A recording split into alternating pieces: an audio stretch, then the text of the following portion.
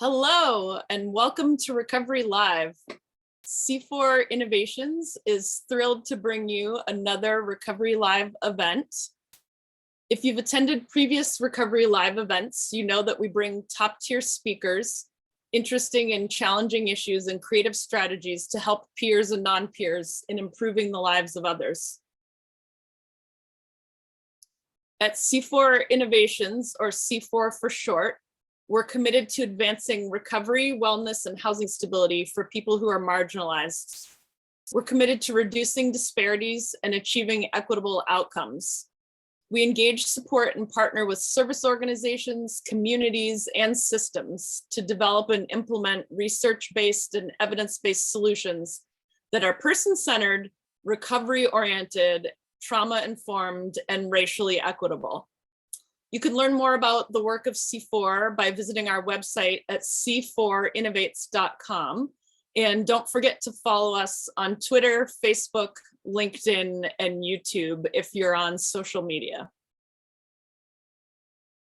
Today's Recovery Live event, like all those in the past, for those who've joined us in the past, are very interactive.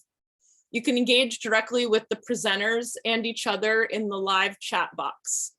The speakers are going to share some of their initial thoughts and will also answer your questions. If you have questions, you can put them in the chat box or in the Q&A box. Both are accessible at the bottom of the screen. Audience members are in listen-only mode. You can introduce yourselves, pose questions, share ideas and resource links, and let us know about any tech difficulties you might have by typing them into the chat box. If you'd like to send a private message to the hosts, please be sure to use the drop-down arrow and select all panelists to get your message directly to us. We hope you'll all participate in the chat to the extent you feel comfortable. And to do that, you simply need to make sure you select hosts and attendees option, so your message will go to everyone in the event. To access the chat box or the Q&A box, click on the word chat or Q&A. In the chat box, you can resize it and then click and drag it to the side so it stays mostly out of the way of other content. Today's event will be about an hour and is being recorded. The recording link will be shared with all registrants soon after the event. It will also be available on C4's YouTube channel, which is listed here on the slide. If, as you're listening to this content, you feel your organization or your program may need technical assistance around this or any other topic, please email us at training@c4innovates.com. We're happy to discuss your needs, brainstorm strategies and potential solutions, and work with you to determine the best technical assistance available to meet your needs. So now, without further ado, I'm going to introduce my colleague, Ken Kraybill of C4 Innovations. And so Ken, take it away. Thank you so much, Christina, and welcome everyone who has joined us, including our panelists. I will be your host, and that means I'm going to talk as little as possible and give the floor to all of you, including those of you in the audience. I'm going to encourage you throughout our time together to provide comments and ask questions, and we'll try to get to as many of those as we can. We are most fortunate to have 3 respondents with us today as we explore this important topic of recovery supports for older adults. And as you can tell, we've selected them both for their age, but also for their beauty. I hope that's abundantly clear for all of you. Even more importantly, these speakers have both professional and lived experience with our topic today, and we hope that this discussion will allow you to obtain a deeper understanding of the challenges and the opportunities and strategies and efforts to support people in recovery. So with that, I'm very pleased to introduce our 3 speakers, and we're going to initially have them go in this order. First, it will be Jode Freyholtz-London, who's the Executive Director of Wellness in the Woods. And just an interesting little aside, Jode happens to have, lives in a blended family and has 38 grandchildren, which she adores and also is happy to send home when necessary. Following that, we'll ask JC Smith, the peer recovery specialist, to chime in. It turns out that JC turned 65 about 3 weeks ago. And also he is retiring tomorrow, I believe. You can confirm that if you would. And then lastly, Judy Fox is a peer workforce development specialist. And she has a mom who is almost 100. And her mom is teaching her how to play a new game, Mahjong, which I think is just totally fascinating. So given that, I again want to invite you to participate in the chat box actively and often.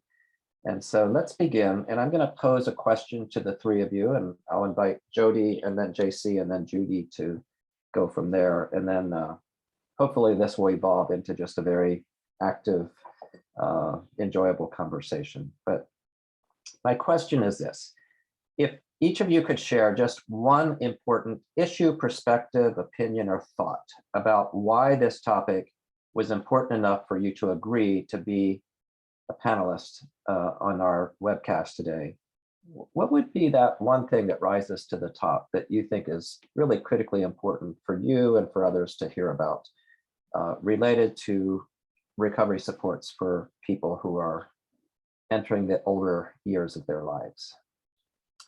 Jody? So as I continue to experience advocacy, specifically in rural areas of Minnesota where I live, individuals who I used to consider senior, which I'm more and more can relate with more and more, have said to me things like, I wish that when I was going through this struggle that I would have been able to talk about it. And so for me, it's that that elimination of stigma around our challenges and being courageous enough and have support systems that allow us to seek help instead of being in a place where we just have to suffer. Thanks, and we can certainly expand on that further at some point. How about you, JC? What would you offer?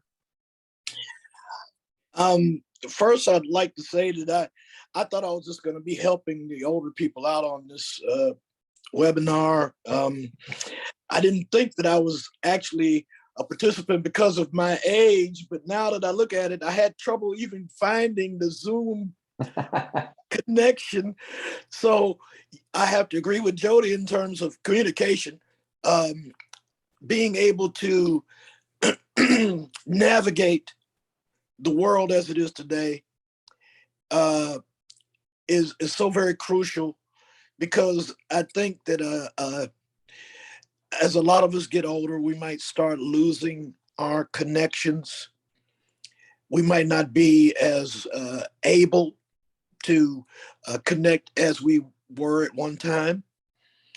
But the most important issue for me, because I am on the precipice of retirement, and it is a little scary, and I'm so full of all kinds of emotions that one thing stuck out in my mind throughout this whole process was purpose. That a lot of the veterans that I see on a daily basis, when they're older veterans, tend to not have any purpose, no direction, no possibilities. So that's why I'm here, hopefully to find new possibilities for us older generation folks. Purpose.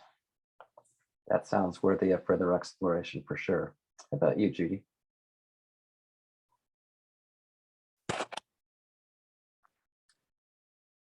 You might be muted, actually.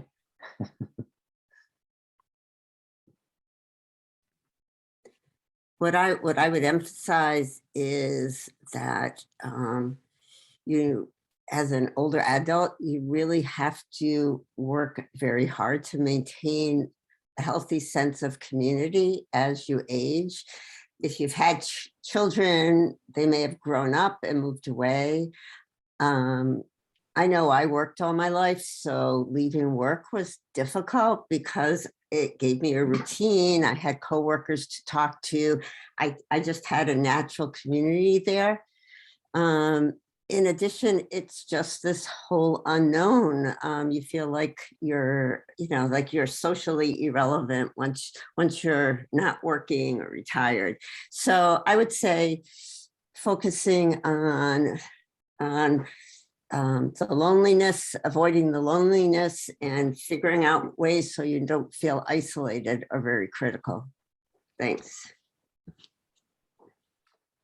All right, thank you for those opening comments. And I'm just gonna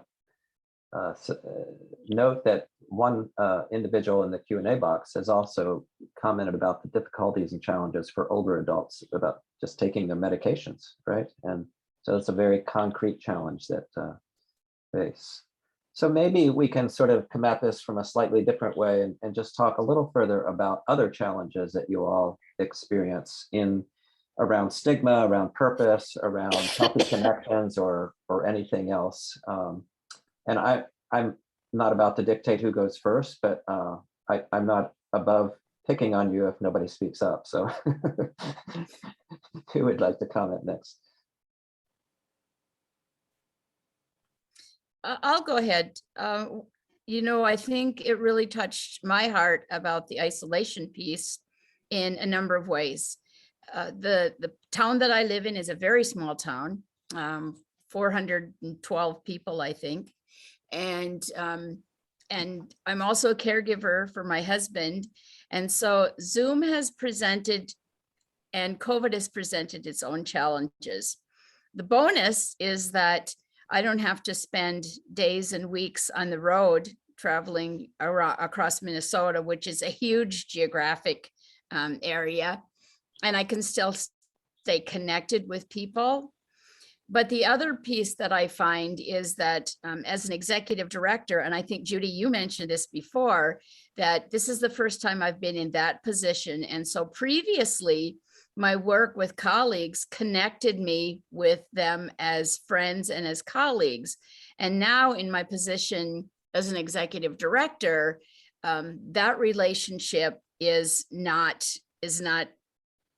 good for me or for my staff as we create those boundaries. And so I've had to find new relationships with other peers who not only have a lived experience, but also are supervising other peers, are working in nonprofit agencies, and they're not close by. We can't go have lunch or coffee. And so what does that look like as we support each other? We're fortunate that 4 blocks away, we have, it's called the Hilltop Regional Kitchen. It's actually an old school that is being renovated. And so there are events that happen there that we can go to. My husband is 10 years older than me. And so the events that he might enjoy, I might not, and vice versa. And he pretty much likes to be at home. And so it's, the conversation is, how do we stay socially active, connected with people who have like interests, and yet are not available to have lunch with? So that for me is a bit of a challenge. Even the fact that our faith component is really important to us, but during COVID and now because of some challenges with ambulation with my spouse, we can get up on Sunday morning and turn church online. And so that has been not necessarily a bad thing, but certainly different than it was pre-COVID. Yeah, I thought COVID might enter into this conversation sooner or later. I wonder who might want to just say more about this topic of isolation and how to create connection and challenges as well as opportunities. I'll just chime in here. I mean, I'm a big planner, so I decided that I would consider retiring kind of a part-time job. So I just realized it wasn't going to be easy, but that I would give myself little challenges to try to find what I could be interested in and decrease the alienation. So JC, now that you're about to retire, I retired literally on the day everything shut down on March 13th, 2020. And I had a great life planned out. I love to travel. I had to cancel everything.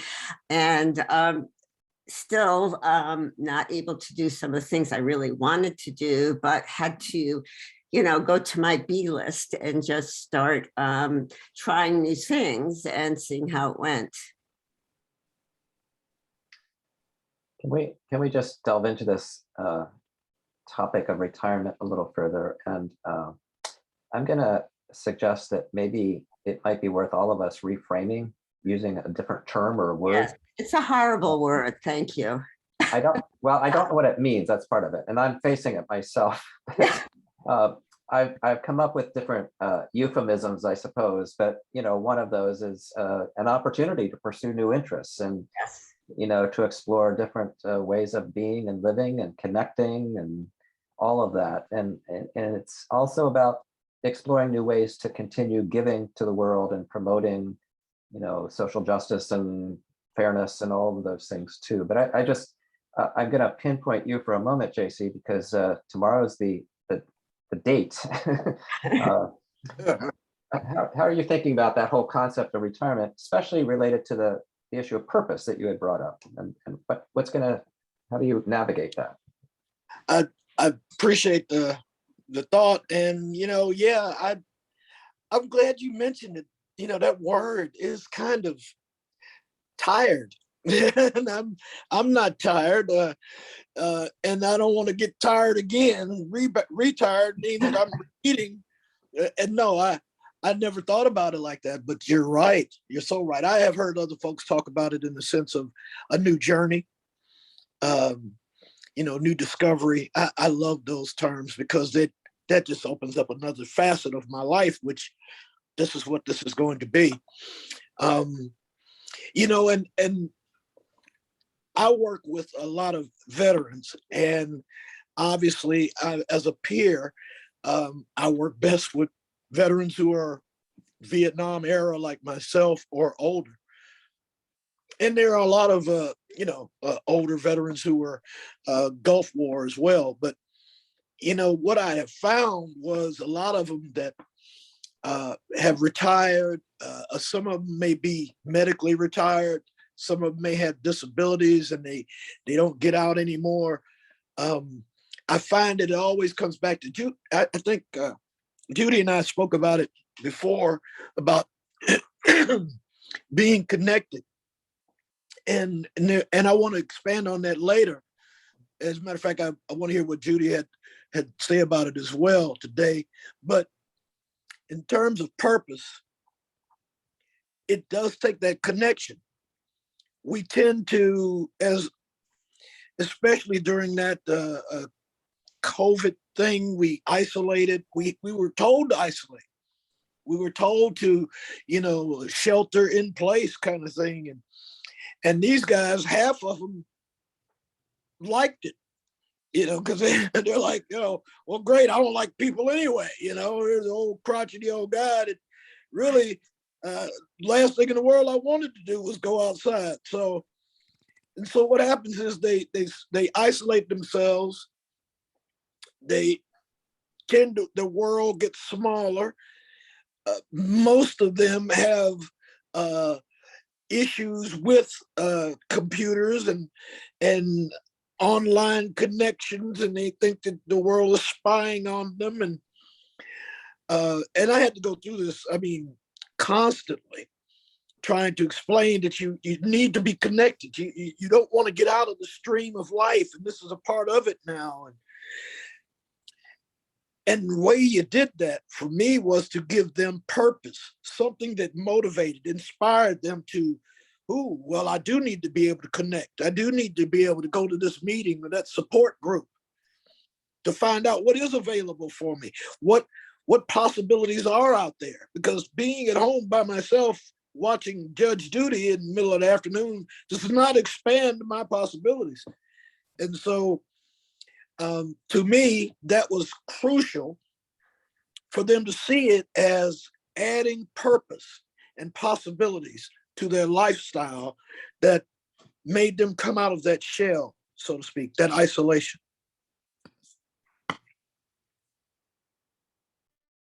Wow.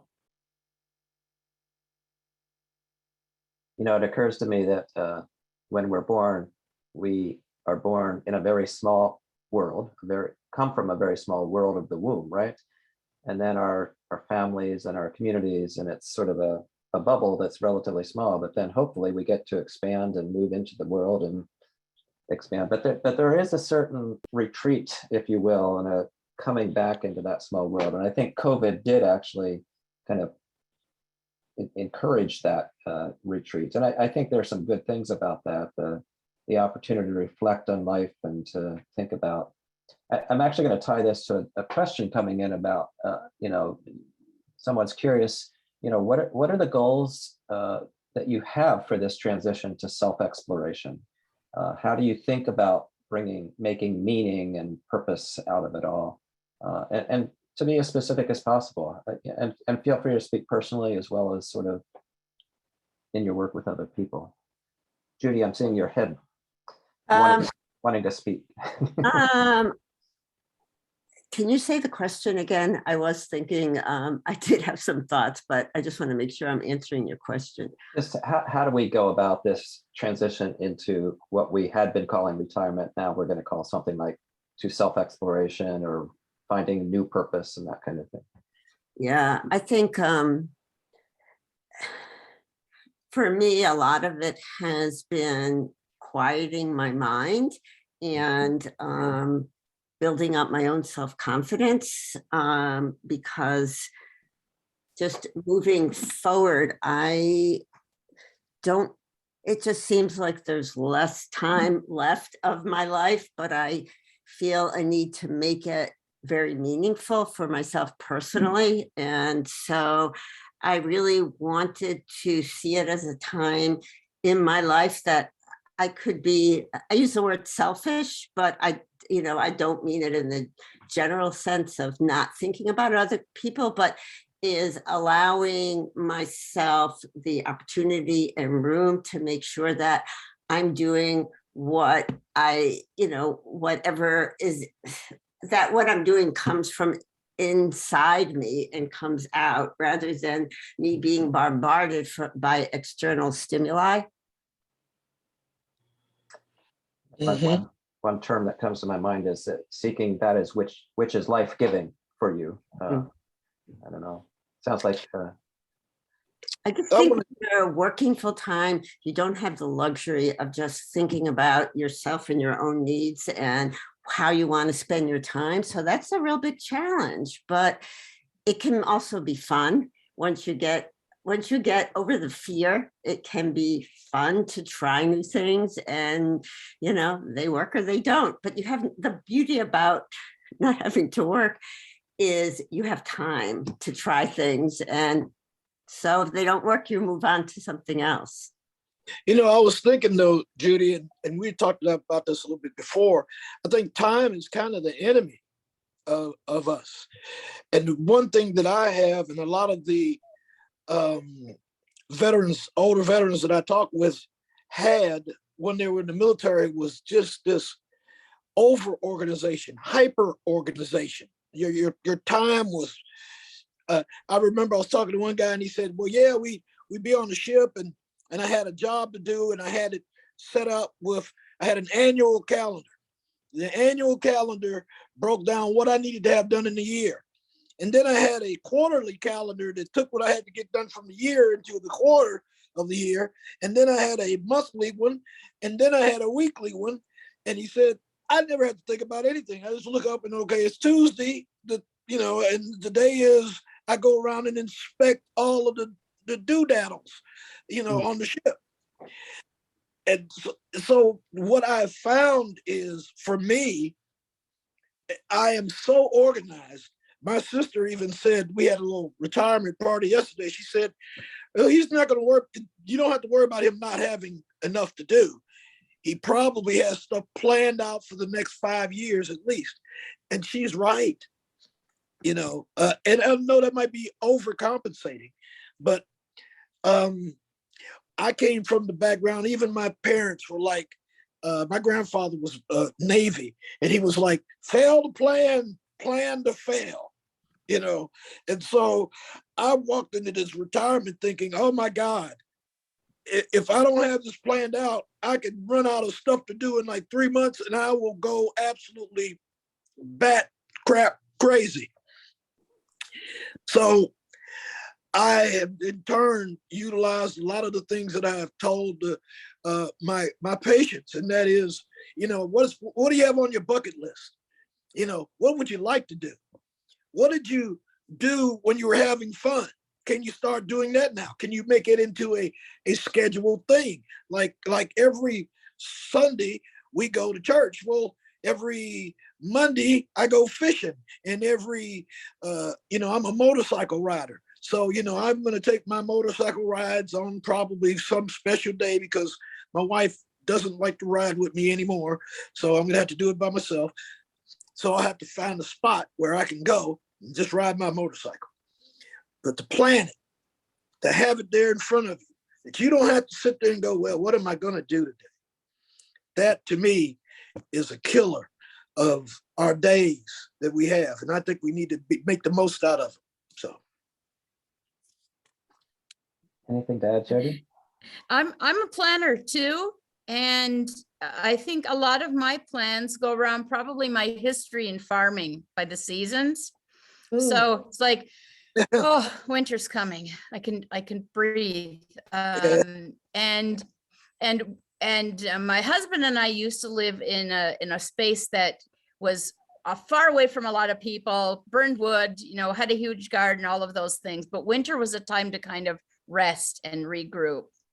And now it's spring theoretically. And so I really look forward to that.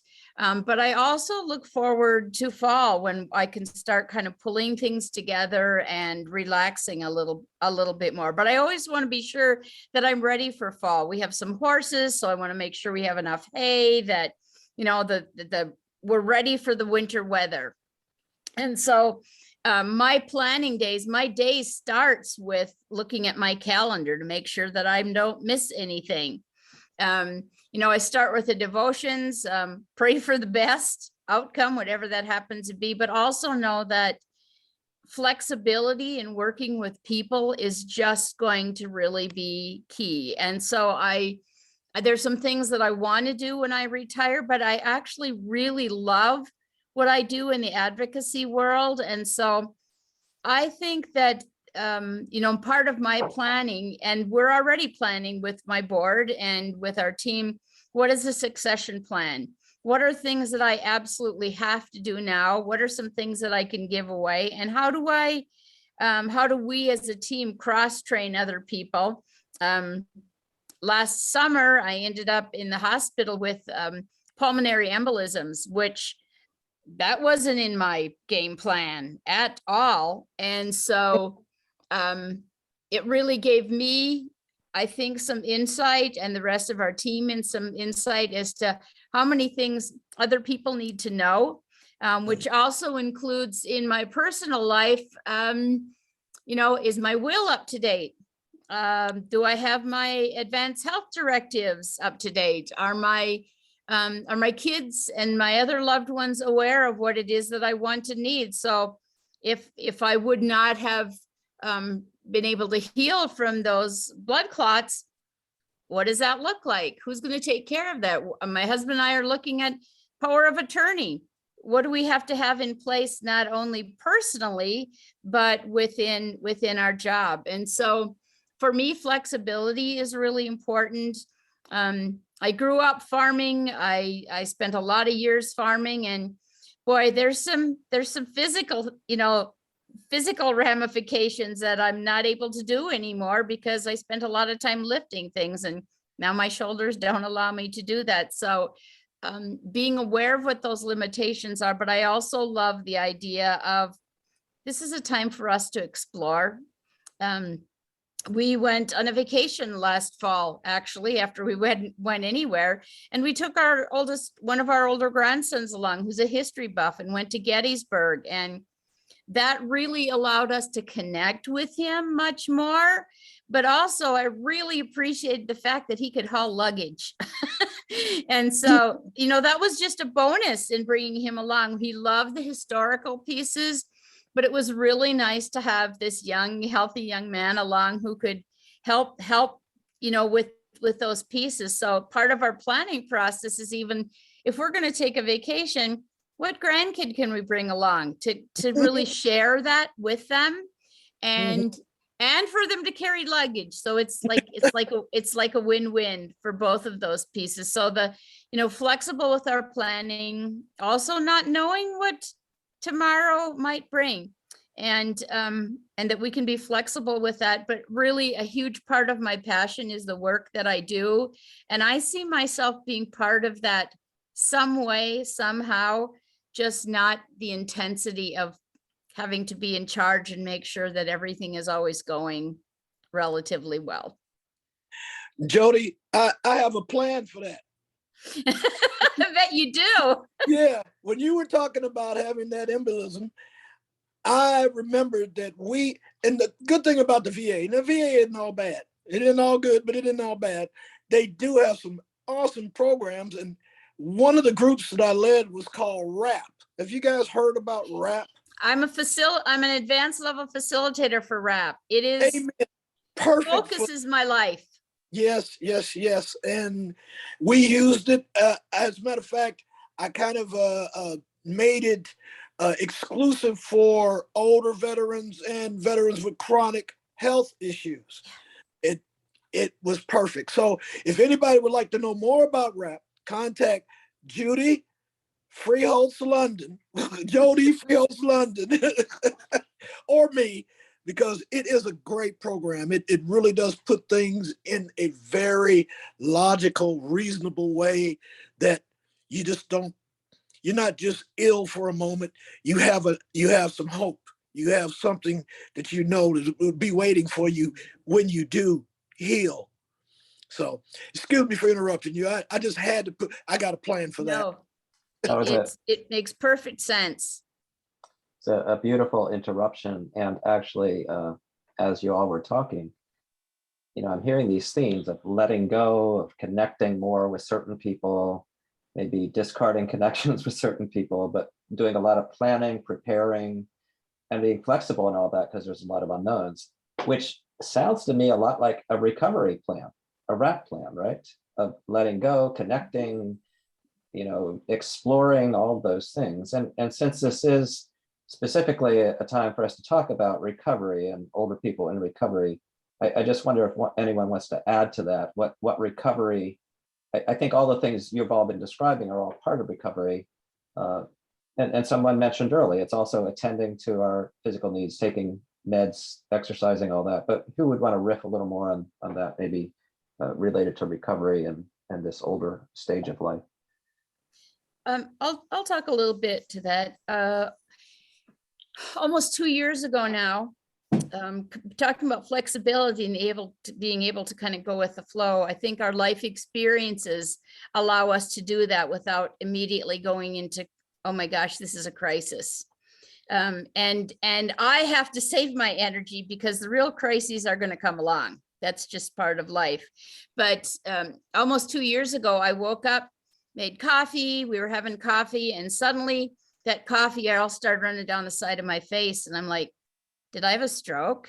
Well, it ended up that I did go into the emergency room. I had Bell's palsy, which really screwed up my whistling ability.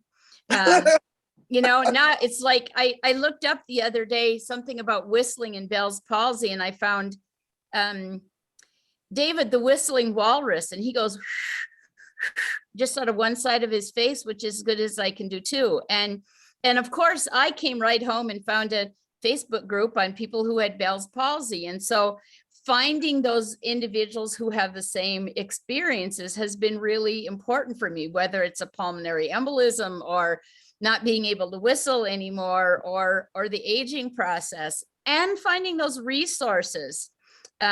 what are the resources in my community? How are libraries? I mean, I don't use a library anymore, but I'm really processing joining a book club, just because this might be something where it's 6 blocks from our house. We could even walk if we wanted to, but then I look at, what most of my community is either folks who are like 80 plus, or the rest spend a lot of time at the VFW, and that's not a place that I really fit in. So finding a place that I fit in that is comfortable for me is going to be really important. And it's going to take a plan, JC. It is going to take an absolute plan of looking forward to how that looks and what those opportunities are going to be. And if they're not there, then maybe I get to be part of creating those opportunities. Well, I could just jump in here with something that already does exist. Well, it exists in where I'm living in Rhode Island and in some cities, but it's relatively new across the United States, and it's called the Village Network, Village to Village. And what it is it's a community coming together and sharing. People sign up and you share resources, both in terms of taking people on walks in your community or teaching people about the internet. But you can also volunteer to take your neighbor to a doctor's appointment, and they could maybe help you with cleaning out your garage. So it's a lovely opportunity. It's happening all over the United States slowly, and we can put the link in the chat. Oh, there it is. Okay, perfect. Thank you.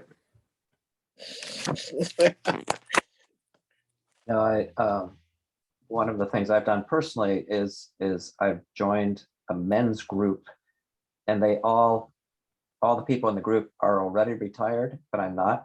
And so I've used it as an opportunity to learn about retirement, and they've been great mentors for me. And it's also turned into a book club, which is interesting. So I think just making that first step of creating some kind of a group of any kind, and it will morph into what it needs to become.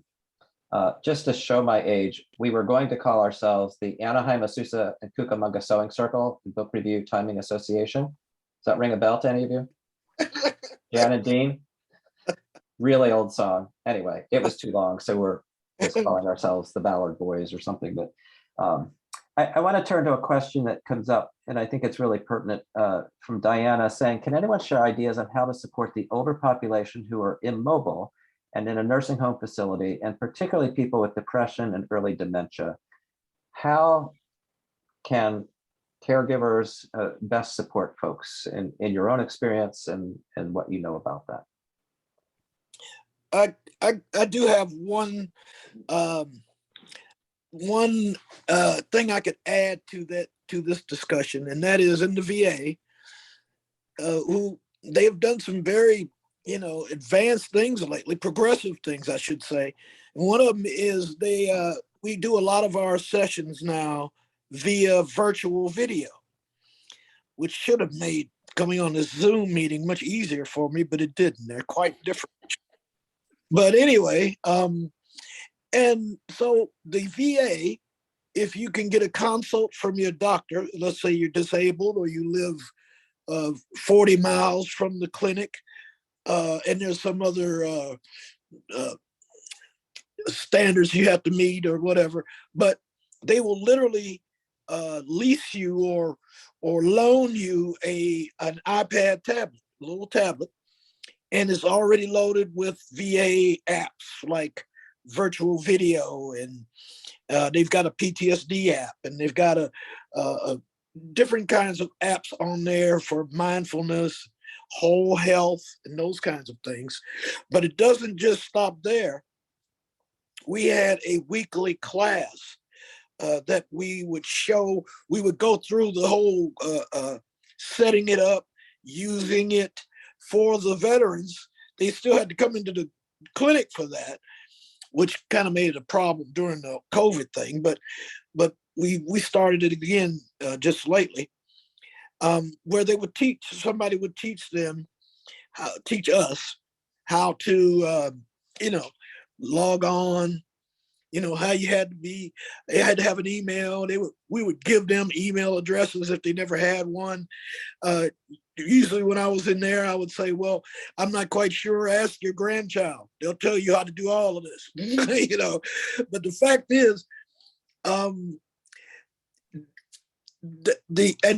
Judy and I really talked about this a lot, and I really wanted to hear more of her thoughts on it, was that connection piece, that ability to connect. And when you're older, I mean, like Jody was saying, you're not going to probably walk down the street anymore. I mean, look, I'm driving everywhere, especially if there's, Minnesota. Look, y'all got like 10 months of winter. I'm driving. I'm not out there in that weather. But the thing is, it's absolutely crucial that the older generation learns how to utilize that resource of online connection, because I mean, it is crazy. You're talking about the Valley Group or whatever. I mean, if you had told me that and I didn't have time to write it down or get the number, I just Google it. Boom, there it is. I'm like, whoa, that's magic. So that's all I wanted to say on that. And Judy, I'm hoping you'll talk a little bit more about communication and connection as well.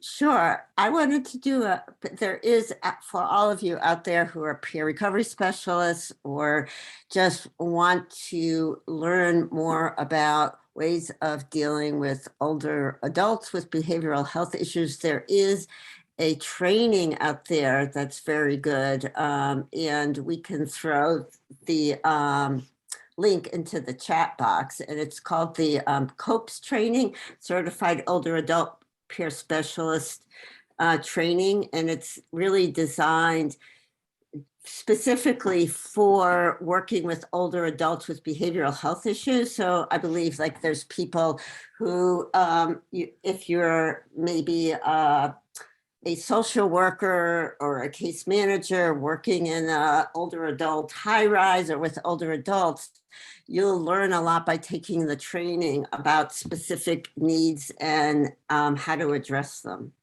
Mm-hmm. I don't get any kickback from COPES, but I'm just teasing. And can I just remind people on the call that we are going to collect all of these resources and send an email out afterward with all of them. So hopefully you're looking at them as we speak, but also we'll send those out. These are wonderful resources. I'm curious, what other resources do you all know for people who are working with older adults that you want to point out? Well, when I tend to look at where those gaps are and then see if I could create something. So we are in the midst. I remember when I was just a kid, my mom was in our church, part of the Sunshine Committee. And they sent cards or called people, or in Minnesota, you get a hot dish or Jell-O brought to you. And so as I was processing this and really some of the difficulties, especially the last couple of years that seniors are struggling with that isolation, I'm in the midst of writing for some funding that would create a Sunshine Network, which would allow volunteers to then connect with people who are feeling isolated, other seniors, and maybe send them a greeting card. I mean, the only thing I get in the mail now is bills and advertising for something. And if I actually get a card with a handwritten note, that's a big deal. And so we were just hearing from a lot of seniors that feeling of isolation, and not necessarily even in nursing facilities, but people maybe in assisted living or still living in their own homes or apartment buildings. And I heard from home health care nurses that it would just be great if somebody actually could give a call and say, are you okay? It doesn't have to be lengthy. Oftentimes it has to do with listening. And we our organization, Wellness in the Woods, has a warm line available in Minnesota, and many of the people who call us in the middle of the night are lonely. They just want somebody, they want to know somebody is out there. And so, and there are folks who are looking to do that kind of work as well. So staying connected and having a plan, Joel, is saying, okay, no, these are the things that I want to do today. And I love lists because I love to check things off of them. And so that also gives us a purpose, a way that we can do something that's important to us, but also somebody else's life is better because of it. I have a mother who's about to turn 100, who repeats herself a lot, or more than I do at least. And what I am trying to do a better job at is just listening, because a lot of times all people need is to have another person listen to them and not say, well, you already told me that yesterday and the day before, but you know, people want to be heard. And I'm learning how to allow that to happen more in my life with family and friends. Yeah.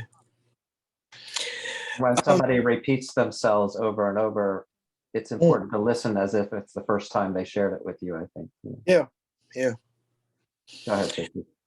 I had one thing I wanted to offer too, that a lot of times when I'm working with a patient and they're, you know, that when I brought up purpose in the beginning, one of the things that I've mentioned to them, I've gotten a whole a folder of things to do now to find purpose. In most communities, even in Minnesota, I'm sure, they have these adult learning centers. And also the like the community will have, you know, schools will open up in the evening or some other facilities like the health people or whatever will open up facilities where you can learn different kinds of skills, including computer skills. And I refer a lot of my veterans there because a lot of times well, I can't do what I used to do. I was a longshoreman, and I used to operate the crane. Well, guess what? You can't do that at 70, but you might be able to, get into photography, and when you brainstorm with these folks, all of a sudden they say, man, I used to love to, type, write and stuff. And I was the fastest typer. They don't even use the computer, a typewriter keyboard anymore. I've got guys that can type it like, 70 words a minute kind of thing. And I'm like, my goodness, I can't do that with the computer. But the fact is, they have these community centers, these adult learning centers, where for very little money, and sometimes even for free, you can learn new skills and things that you can be active. Also, there's the adult community centers where I find that a lot of peers who have similar interests tend to open up a little bit more when they're around people, like-minded people who are looking for ways to express themselves, to find something that not more than just entertain, but to feed their souls, so to speak. So I'm looking at time and realize we have about 10 minutes. So again, those of you listening in, I'm so appreciating your comments in the chat box. I won't repeat all of them, but also your questions. But if you have more, please put them in. While we're waiting for that, I just want to ask about the role of music in working with people with dementia. And the reason I say this is one of the most moving videos I've ever seen, YouTube videos, is from Naomi Feil, F-E-I-L, in which she's interacting with a woman who has very significant dementia. But the way that she connects with her is through beginning to sing old hymns that would have been familiar to this woman. And it's almost like a miracle. This is a woman who hasn't been speaking for quite a long time, and she actually begins to sing along. And so it's accessing those parts of the brain that, that were those early they're embedded deep in our brains. And it's not just music, but what comments might you have around working with people with pretty significant dementia and how we connect? Ken, I saw a video like that, but the woman who was a caregiver knew that the person she was working with used to be a ballerina. Huh. And this woman was not responding at all until she started to play Swan Lake. And her movements, her very limited movements, were that of a ballerina to the actual music. Music played a huge part in my life growing up. My parents probably sang for every wedding and funeral together in our small town.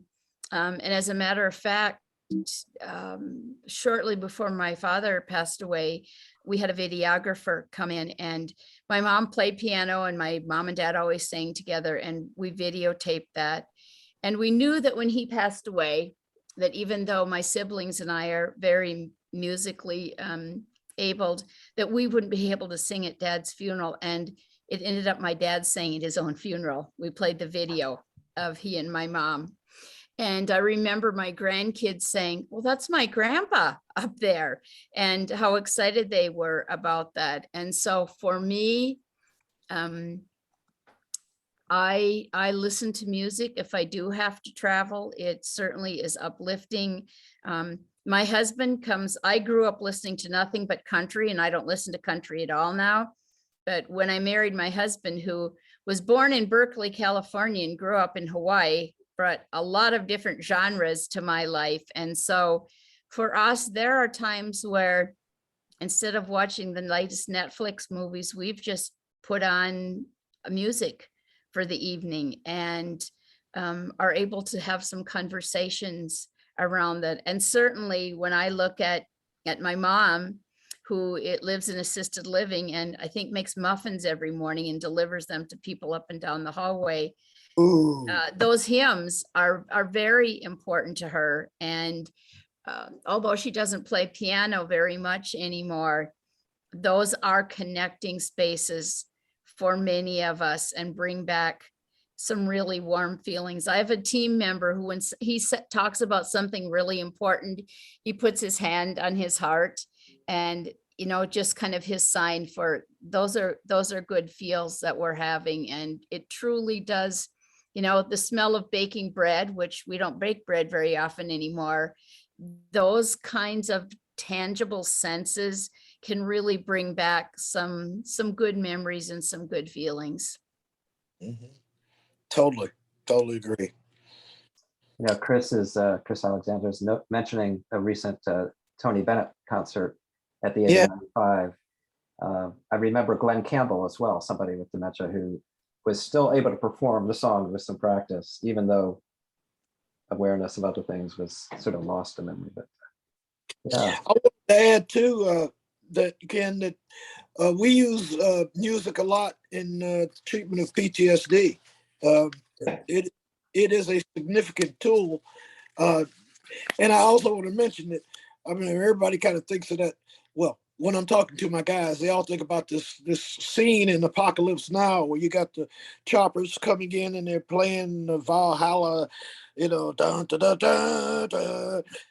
Well, that's not true. That never happened. Okay. You don't want to announce that you're coming in to bomb people. That's not what you do.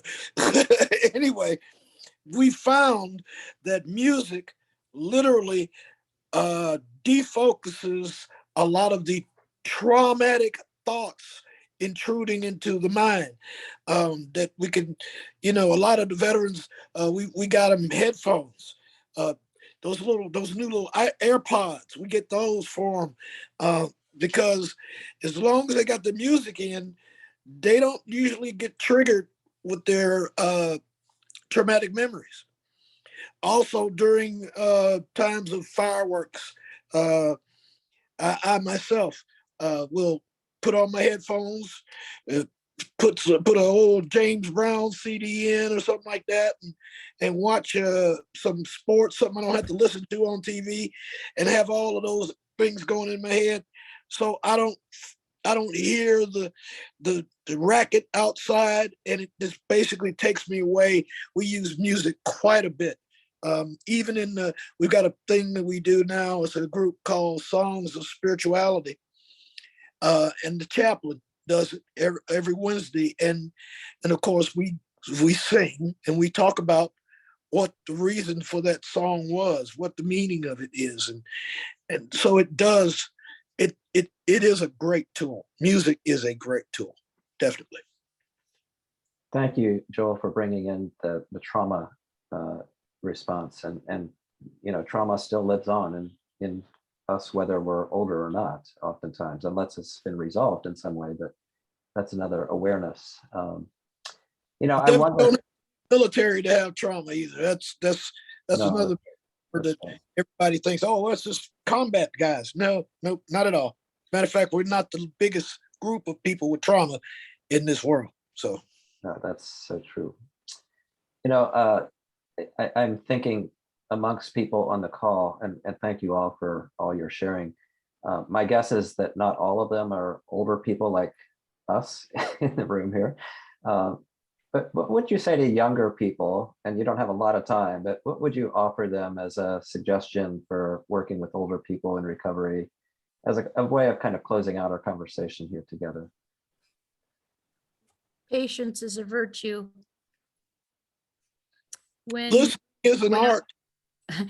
Absolutely. When I worked in long-term care for several years, I would very often hear people make the comment, well, I wish they'd just die. They don't have, I mean, they have no quality of life. And when I was in college, I actually we had to do a project around something I cared about. And I ended up writing a song that said, don't put me on a shelf. I still have something to give back. And maybe the thing that I was giving back was allowing you to learn to give without getting something in return. And so we tend to rush, and sometimes we have to be able to learn to just relax and be patient. Yes, listening is an art, and that's what I'm doing a lot more of myself. We got a lot, older folks have a lot to offer. I mean, if nothing else, just by experience alone. Yes, Jody, that's true. Judy, anything to add? I think it's been said well, but yeah, I mean, but also I think it's important to remember that every older adult is different, and you know that we're as different as younger people are in terms of varieties and interests and abilities. So we're not just an older adult. Well, thank you all. And I what I'm hearing in all this is something that when I provide training in trauma-informed care, we talk about the importance of being seen, being heard, taken into account, being valued. And I know in US culture, at least, older adults are not valued in the same way they are in other cultures. And so that's a shift that I think we can all work on making to value people at all stages of life, of course. Well, it's close to that time. I'm just going to turn this, say thank you once again, all of you who participated in this. And I wonder if we might just take note of what's coming up. These are some courses that are coming up. And actually, I think what I'll do is just ask you, if you don't mind, Christina, just to sort of, you shepherd us in, and if you'll shepherd us out, would you be willing to do that? Sure. We have some upcoming online courses in case anyone is interested. And Mia, if you could advance the slide. The next Recovery Live will be in May, and it's going to be about the impact of military sexual trauma and supporting male veterans who are seeking in recovery. So we hope you can join us, and we will have registration up for that soon. Last but not least, A recording will be on, like I said in the beginning, a recording of this event will be on our YouTube channel soon. And if you need an attendance certificate, or you have any questions, or you'd like to sign up for our newsletter list, these are the resources. And please, one important thing is when this event closes out, you'll get a link to a survey. And if you could please fill out the survey, let us know how we did. And importantly, let us know what future topics you'd like to hear from us on. So as soon as we close out the event, the survey will pop up on your internet browser. So thank you very much for participating.